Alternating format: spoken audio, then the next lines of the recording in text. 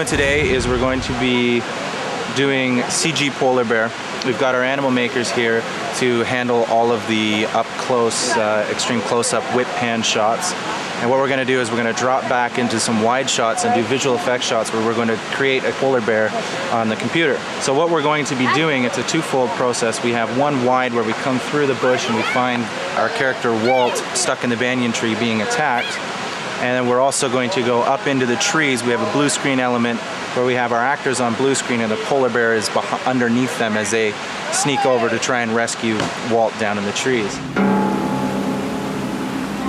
We were hauled up in the branches of a tree. I didn't quite understand why at the time we needed to go quite so high and live quite so dangerously. We need to find some position where Michael can position himself, that he's the go-between between Locke to get the vine and the knife and between his son. We're trying to rescue Walt from a bear, and so we're just like going through all the sort of places where we could hang down and grab him, and we're gonna drop a knife and we're gonna be bear wrestling, and it's gonna be great.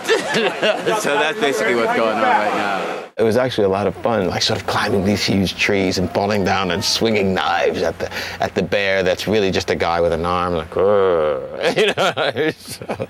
So you're trying not to laugh, you know, come here. Me and Malcolm both had a good time, like screaming and crying and doing all that stuff. It really is mapping out where you're gonna go, like every step of the way. Good polar bear.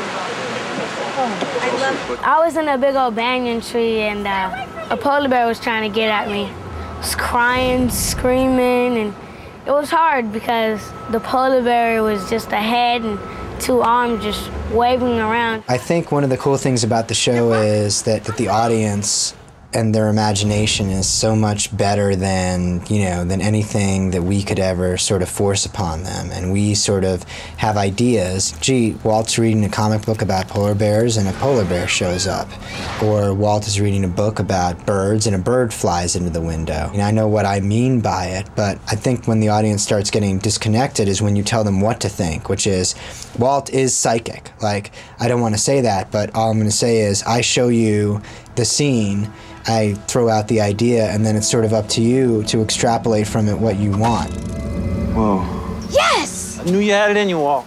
Locke recognizes something in Walt and acknowledges it and in fact, values it before anybody else does. I think his father, Michael, saw something in Walt, but it frightened him, and it doesn't frighten Locke. I think Locke appreciates it.